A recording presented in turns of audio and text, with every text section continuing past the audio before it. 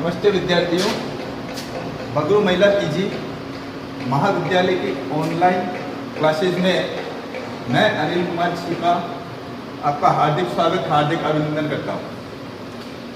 विद्यार्थियों, आज की जो हमारी क्लास होगी वो बीए पार्ट 2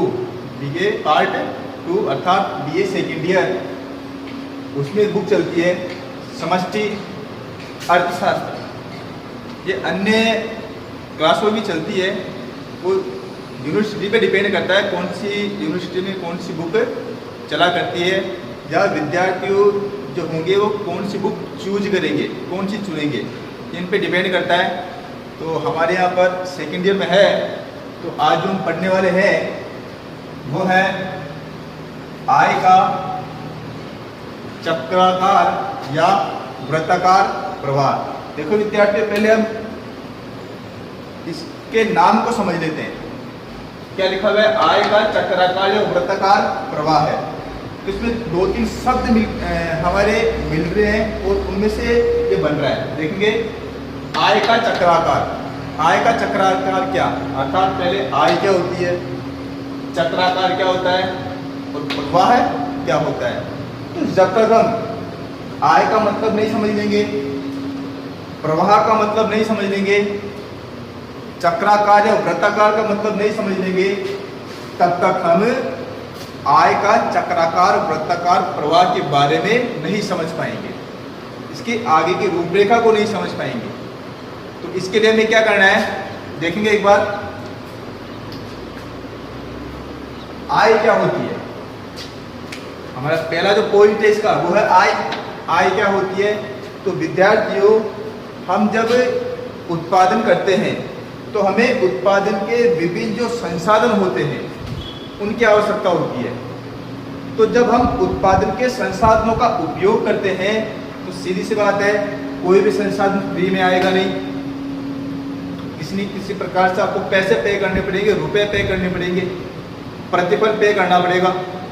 जैसे मान लेते हैं कि मैंने एक बिल्डिंग किराए पे ली है उत्पादन करने के लिए, तो बिल्डिंग वाला किराया लेगा, वो उसकी आय कहलाएगी। मजदूर जो है वो मजदूरी कर रहा है, अर्थात अपनी मेहनत लगा रहा है, मेहनत लगाने के बाद में वो एक वस्तु तैयार कर रहा है, तो वो अपनी मजदूरी लेगा, वो उसके लिए आय होगी, उसके लिए इनकम होगी। इसी प्रकार से कोई ट्रांसपोर्ट का काम कर रहा है, माल को इधर उधर लेके जा रहा है, वो पैसे खर्च कर रहा है, वो अपनी मेहनत लगा रहा है, अपना समय लगा रहा है, अपनी गाड़ी लगा रहा है, तो वो कुछ ना कुछ प्रतिफल लेगा, तो वो उसके लिए क्या कहलाएगी? आय कहलाएगी, वो उसके लिए इनकम कहलाएगी। तो विद्यार्थियों, आय का मतलब ये होता है, मैंने एक छोटी सी एक लाइन लिखी है ऊपर, वो देख लेते हैं। विभिन्न उत्पादन के साधनों के प्रयोग से, अर्थात आप जब उत्पादन के साधनों का प्रयोग करते हो, प्रयोग से मिलने वाला प्रतिफल, अर्थात आप जब उत्पादन के साधनों का प्रयोग कर रहे हो तो आपको किसी न किसी रूप में जो उत्पादन के संसाधन के मालिक हैं उनको किसी भी प्रकार से आपको कुछ ना कुछ पे करना पड़ेगा, वो कहलाती है उनकी आय। जैसे हम बात करते हैं कि एक व्यक्ति है, वो 12 घंटे किसी कंपनी में काम कर रहा है, तो उसे क्या मिलती है? वहां से सैलरी मिलेगी। जो सैलरी है वो क्या कहलाएगी? उसकी आय कहलाएगी। एक कंपनी है जो एक दिन में 1 लाख रुपए की वस्तुएं जो होती है उनको बेच रहा है, तो 1 लाख रुपए की वस्तुएं बेच रहा है, अर्थात 1 लाख रुपए उस व्यक्ति के पास आने वाले हैं, तो उसकी एक दिन की क्या हो गई? इनकम हो गई। तो इस प्रकार से आय जो होगी वो क्या होती है? इनकम होती है, जो हमें किसी न किसी चीज़ के त्याग के बदले में मिलती है। बिना त्याग के हमें कोई आय वाय नहीं मिलती है। ध्यान रखना विद्यार्थियों, अगर आपने किसी प्रकार का त्याग नहीं किया है तो आपको आय नहीं कहलाएगी। वो दान कहला सकता है, चंदा कहला सकती है, परंतु वो आय नहीं होगी। तो आय के लिए क्या चाहिए? आपको किसी न किसी प्रकार का त्याग करना पड़ेगा, अर्थात एक जो कंपनी जो होती है वो 1 लाख रुपए एक दिन की इनकम अगर आय आ रही है, तो इसके बदले में वो समाज को, सामान्य व्यक्तियों को, उपभोक्ताओं को 1 लाख रुपए तक की वस्तुएं दे रहा है, वस्तुओं का स्थानांतरण कर रहा है, तब जाके उसके पास 1 लाख रुपए आ रहे हैं। तो वस्तुओं को उसने त्याग दिया है, तब जाके उसके पास इनकम आई है, ये कहलाती है आय। ठीक है विद्यार्थियों, दूसरा टॉपिक जो पॉइंट निकल के आता है वो आता है प्रवाह है। प्रवाह का मतलब होता है बहना, चलना। तो आप बताइए, इनकम जो होती है, पैसे जो होते हैं, रुपए जो होते हैं, वो किसी एक व्यक्ति के पास टिके रहते हैं क्या? नहीं टिके रहते ना। आज वो मेरे पास है, कल वो आपके पास आ जाएंगे, आपसे वो दुकानदार के पास चले जाएंगे, दुकानदार किसी अन्य व्यक्ति को दे देगा जिनसे वो वस्तुएं खरीदता है। तो इस प्रकार से पैसे वही होते हैं, रुपए वही होते हैं, मुद्रा वही होती है, लेकिन मुद्रा क्या होती है? चलती रहती है, उसका प्रवाह होता रहता है, वो एक जगह से दूसरी जगह ट्रांसफर होती रहती है। इसे हम कहते हैं प्रवाह होना। तो इन दोनों का मिला दोगे तो एक शब्द बन के आता है, वो क्या आता है? आय का प्रवाह।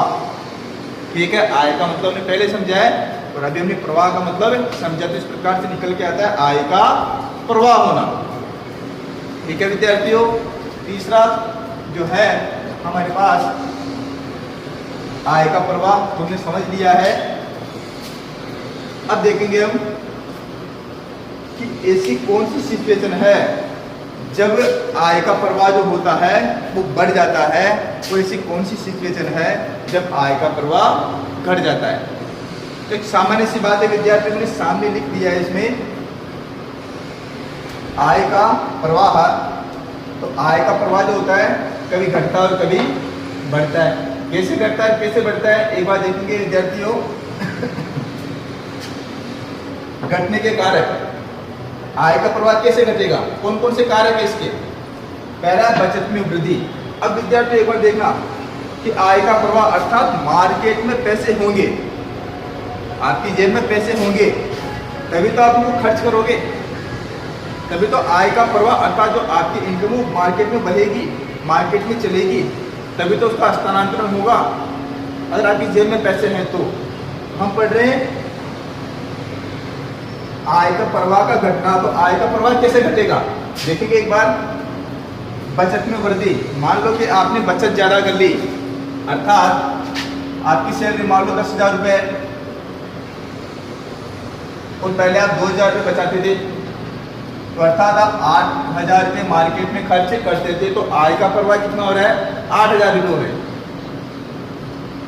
ठीक है, लेकिन आपने बचत ज्यादा कर ली, अर्थात अब आप 3,000 रुपये बचा रहे हो,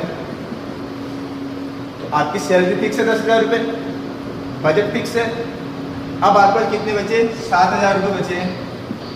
अब आप 7,000 रुपये जो है वो आय का प्रवाह होगा, अर्थात हमारा आय का प्रवाह क्या हो गया? कम हो गया है। पहले 8,000 रुपये आप खर्च कर रहे थे, तो आय का प्रवाह 1,000 से बढ़ा हुआ था। अब आप 7,000 रुपये खर्च कर रहे हो क्योंकि आपने बचत ज़्यादा कर ली, आपने 1,000 की बचत बढ़ा ली है। तो आपने जैसी बचत बढ़ाई और आय का प्रवाह कम हो गया। इसी प्रकार से जब व्यक्ति बचते ज़्यादा करता है, अर्थात ऐसी सिचुएशन जब व्यक्ति मुद्रा का स्टॉक करने लगता है, तो आय का प्रवाह कम हो जाता है। और जब मार्केट में मुद्रा ज़्यादा आ जाती है, तो आय का प्रवाह स्वतः ही बढ़ जाता है। तो देखेंगे कि घटने के कारण आय का प्रवाह क्यों घट रहा है? क्योंकि आपने बचत ज़्यादा कर ली है, बचत ज़्यादा कर ली तो मुद्रा की कमी हो गई, आय का प्रवाह कम हो गया। दूसरा है उपभोग में कमी। आप अगर उपभोग में कमी कर देते हो, अर्थात आप पहले जो है 10,000 रुपये में से 6,000 रुपये का उपभोग करते थे, अपने घर के लिए सामग्री खरीदते थे, परंतु आप 6,000 की जगह 5,000 की सामग्री खरीद रहे हो। तो देखना विद्यार्थियों, पहले 6,000 मार्केट में थे, मुद्रा बढ़ी हुई थी, तो प्रवाह ज़्यादा था, और अब आपने 5,000 रुपये की वस्तुएं खरीद रहे हो, तो प्रवाह क्या हो गया? कम हो गया है। तो यहाँ पे जब आपने उपभोग में कमी कर दी, तो आपने उपभोग में कमी करी तो मार्केट में पैसे कम जाएंगे, मार्केट में पैसे कम गए तो आय का प्रवाह क्या हो जाएगा? कम हो जाएगा। उसी प्रकार से आयात में वृद्धि। आयात का मतलब क्या होता है विद्यार्थियों? विदेशी से कोई चीज़ को अंदर अपने देश में मंगवाना, वो आयात कहलाता है। जब आप आयात में वृद्धि हो गई, अर्थात आपने विदेश में अपने पैसे ज़्यादा दे दिए, तो आपके पास घर के लिए क्या बचा? मुद्रा में कमी हो गई ना, मुद्रा में कमी हो गई तो मार्केट में मुद्रा में कमी हो गई तो क्या हो गया, आपका आय का प्रभाव वहां पे क्या हो जाएगा, घट जाएगा। करारोपण में वृद्धि, आपका टैक्स 1000 से बढ़कर 1500 हो गया, तो टैक्स बढ़ गया है तो 1500 रुपये आपको ज़्यादा चुकाने पड़े इनकम टैक्स ऑफिसर्स को, डिपार्टमेंट को। तो आपके 500 रुपये की कमी हो गई ना, तो आप मार्केट में 500 रुपये कम खर्च कर पाओगे। तो मार्केट में आप 500 रुपये अगर कम खर्च कर पा रहे हो तो आय का प्रवाह क्या हो जाएगा, स्वतः ही कम हो जाएगा। ठीक है, वैसे ही सरकारी व्यय में कमी, देखना विद्यार्थियों, इसमें सब में लगभग वृद्धि देखने को मिली। सरकारी व्यय में सरकार अपने व्यय को कम कर देती है, समझना, सरकार अगर अपने व्यय को कम कर देगी तो आय का प्रभाव घटेगा कैसे। देखना विद्यार्थियों, सरकार जो पैसे खर्च करती है वो सामान्यतः जनता के कल्याण पर खर्च करती है। वो जितने ज्यादा पैसे खर्च करती है सरकार, उतनी ज्यादा रोजगार मिलता है सामान्य जनता को। ठीक है, तो वो जितने ज्यादा पैसे खर्च करेगी तो पैसे कहाँ जाएंगे, समाज में जाएंगे, समाज के लोगों के पास पैसे आएंगे, उनका आर्थिक कल्याण बढ़ेगा। परंतु अगर सरकार आय में कमी कर दे, अर्थात सरकारी व्यय में अगर वो कमी कर दे, तो व्यय में कमी कर रही है, इसका मतलब क्या है कि सामाजिक कल्याण, समाज में पैसे कम जा रहे हैं, लोग, समाज के व्यक्ति कम काम कर रहे हैं सरकार के लिए। तो लोगों के पास जब पैसे नहीं होंगे या कम पैसे आएंगे तो मार्केट में खर्च कम पैसे करेंगे, मुद्रा जो है उनमें कमी आ जाएगी। तो इस प्रकार से आय का प्रवाह जो है वो कम हो जाएगा। हमने पढ़ा है विद्यार्थियों, घटने के कारण, अर्थात आय के प्रवाह को घटने के कारण। इसी प्रकार से विद्यार्थियों हम पढ़ने वाले हैं आय के प्रवाह बढ़ाने वाले तत्व। तो आय का प्रवाह कैसे बढ़ेगा, तो देखना विद्यार्थी, उसको जस्ट उल्टा कर दो। जैसे मार्केट में मुद्रा की कमी हुई तो आय का प्रवाह घट गया, परंतु मार्केट में मुद्रा की वृद्धि हो गई, मुद्रा मार्केट में ज्यादा आ रही है, आपकी जेब में ज्यादा आ रही है, आप खर्च ज्यादा कर रहे हो, तो आय का प्रवाह भी बढ़ जाएगा। कैसे बढ़ेगा देखेंगे एक बार, कौन कौन से तत्व हैं। पहला है विनियोग में वृद्धि। अरे विद्यार्थियों, विनियोग में वृद्धि का मतलब होता है इन्वेस्टमेंट में वृद्धि कर रहे हो, तो आपका उत्पाद मार्केट में ज्यादा बिक रहा है, तभी तो आप इन्वेस्टमेंट ज्यादा करोगे। मान लो कि आपने 100 वस्तु बनाई है और डिमांड है 125 की, तो 100 वस्तु बिक गई है, अब कितनी चाहिए आपको, 25 वस्तु एक्स्ट्रा चाहिए, तो अर्थात माल आपका ज्यादा बिक रहा है, तो आप इन्वेस्टमेंट ज्यादा करोगे, इन्वेस्ट ज्यादा करोगे आप, तो मार्केट में ज्यादा पैसा जाएगा ना। इन्वेस्ट करोगे तो मार्केट में आपको पैसे देकर ही आप संसाधन खरीदोगे उत्पादन के, तो मार्केट में ज्यादा पैसा चला गया तो आपका क्या होगा, जो आय का प्रवाह स्वतः ही बढ़ जाएगा, क्योंकि आप जब इन्वेस्ट करोगे उससे लोगों को रोजगार मिलने वाला है। जैसे मैं पहले आपको कंपनी में 25,000 रुपये का पर डे का जो है रॉ मेटेरियल आपको देता था, बेचता था आपको, लेकिन आपने इन्वेस्ट ज़्यादा किया, आप उत्पादन बढ़ाना चाहते हो, तो अब आप मेरे से 30,000 रुपये का जो है रॉ मेटेरियल मंगा रहे हो, तो 5,000 रुपये पर डे के हिसाब से मेरी इनकम बढ़ गई है, तो मुद्रा ज़्यादा आ गई, तो आय का प्रवाह भी बढ़ गया है। निर्यातों में वृद्धि, ध्यान से सुनना, निर्यातों में वृद्धि, आपने किसी वस्तु को बाहर विदेश में भेजा है, तो विदेश में आप किसी वस्तु को भेज रहे हो, तो मुद्रा आएगी नहीं आएगी, भारत में मुद्रा आई, तो हम ये तो चाहते हैं कि भारत में मुद्रा आए तो आय का प्रवाह बढ़े।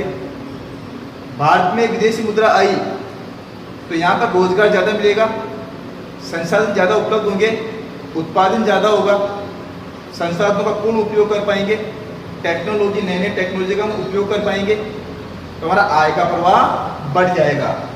इसी प्रकार से सरकारी व्यय में वृद्धि, अभी हमने इससे पहले उपवाद में पढ़ा था सरकारी व्यय में कमी, और इसमें आ रहा है सरकारी व्यय में वृद्धि, अर्थात सरकार जो है पहले सामाजिक कल्याण पर 1 लाख करोड़ रुपए खर्च करती थी, अब वो 1.5 लाख करोड़ रुपए खर्च कर रही है, अर्थात अब मार्केट में वो 50,000 जो है करोड़ रुपए कुछ ज़्यादा लगा रही है मार्केट में, तो बाजार में 50,000 करोड़ तक का क्या मिलेगा, व्यवसाय ज़्यादा चलेगा, लोगों को काम मिलेगा, लोगों को मजदूरी मिलने लगेगी, जो बेरोजगार थे उनको भी काम मिलने लगेगा, तो आय का प्रवाह स्वतः ही बढ़ जाएगा। अब बात आती है हमारे पास चक्राकार प्रवाह। तो आय का चक्राकार प्रवाह क्या होता है? आय का चक्राकार, चक्राकार का मतलब ये होता है, वृत्त कैसा होता है विद्यार्थियों? एक जो वृत्त होता है वो गोल होता है इस प्रकार से। हम ऐसा भी कर सकते हैं, ये वाला गोल भी बना सकते हैं, कोई दिक्कत नहीं है।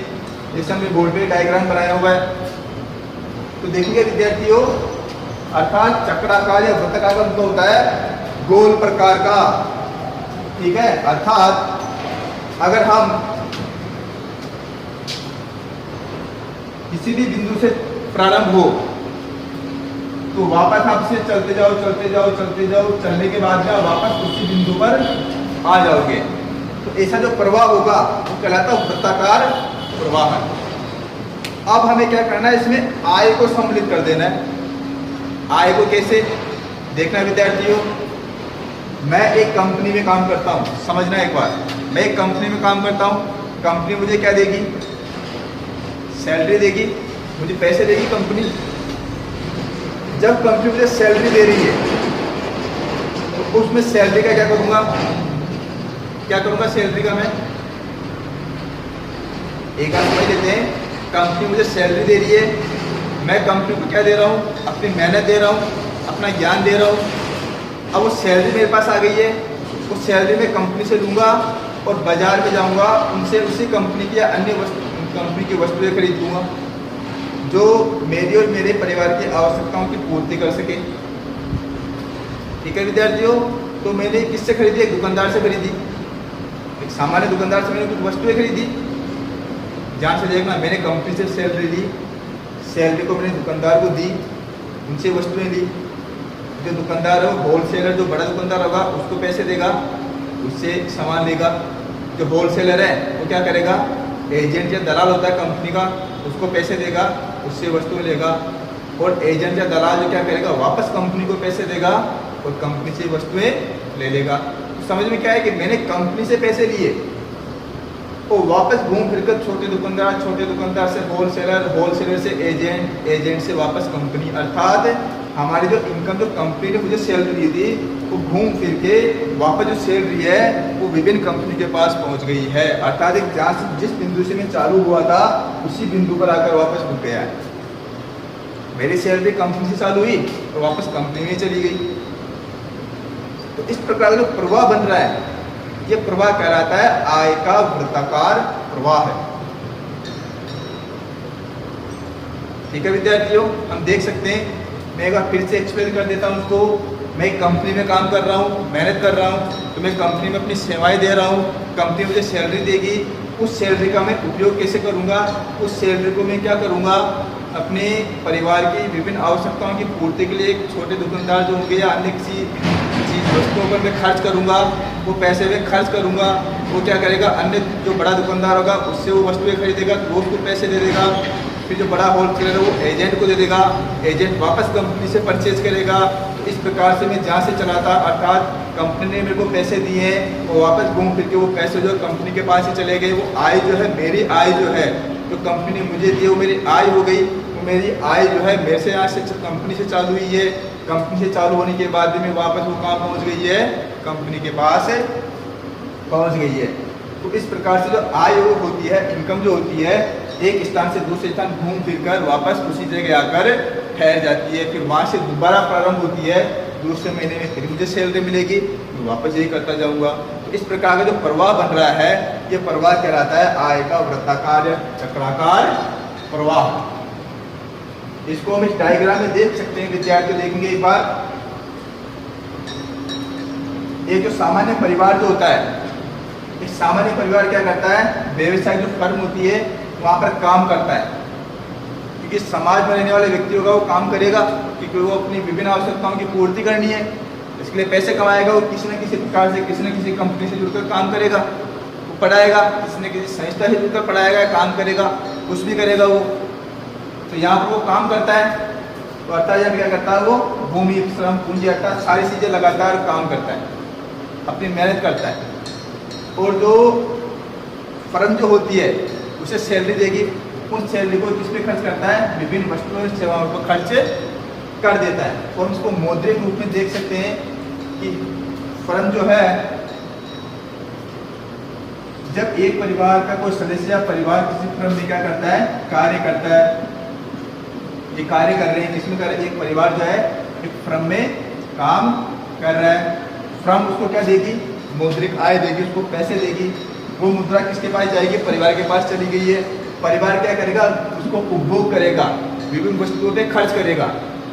जब वो विभिन्न वस्तुओं पे उनको खर्च कर रहा है, उनसे पैसे ले रहा है, उनसे उत्पाद ले रहा है, उत्पाद देगा तो पैसे घूम फिर के वापस कहाँ जाएंगे, फर्म के पास आ जाएंगे। तो इस प्रकार से वक्र बन जाता है, एक वक्राकार, वृत्ताकार हमारे पास एक स्थिति प्राप्त हो जाती है।